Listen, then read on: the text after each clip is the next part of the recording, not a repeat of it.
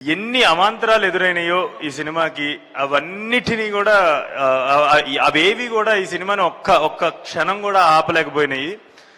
For example మేము నేపాల్లో shoot చేస్తున్నప్పుడు అసలు బగబగ మండిపోయి ఎండ అసలు ఎవరి వల్ల కాదు. అలాంటి టైంలో కూడా ఒక్కళ్ళు కూడా కార్తిక్ కానీ అంటే హోల్ యూనిట్ ఒక్కళ్ళు కూడా ఏమాత్రం అలసట చూపించకుండా వాళ్ళు చేసిన తీరు, వాళ్ళు వర్క్ చేసిన తీరు నన్ను చాలా ఇన్స్పైర్ చేసింది. అండ్ ఆల్సో అదే పొద్దునంతా ఎండ, సాయంత్రం పెద్ద గాలి దుమారం, మనుషులు ఊగిపోయేంత గాలి దుమారం అనమాట. నేను షూట్ కాల్ ఆఫ్ చేస్తారేమో, ఇప్పుడు ఆపుతారేమో అని చెప్పేసి అనుకున్నాను. But Karthik didn't take that call. అసలు ఆ అంత గాలిలో కూడా కార్తిక్ ఆ షూట్ ఆపలేదు. He just roll the camera and we all witnessed the magic. అసలు ఆ రోజు ఆ షూట్ అవ్వదు అనుకున్న వాళ్ళం చేసాం.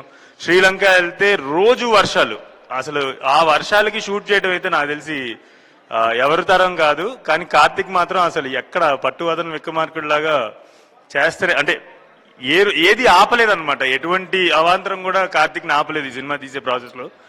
అండ్ ఈ సినిమాకి నేను ఎక్కినన్ని కొండలు నాకు తెలిసి నా లైఫ్ లో నేను మళ్ళీ ఎక్కుతానో లేదో నాకు తెలీదు. అన్ని కొండలు రమణ గారు అక్కడ దాకా దించి, రమణ గారు ఇప్పుడు కొండెక్కాలండి అని చెప్పేసి అనేవాళ్ళు అనమాట.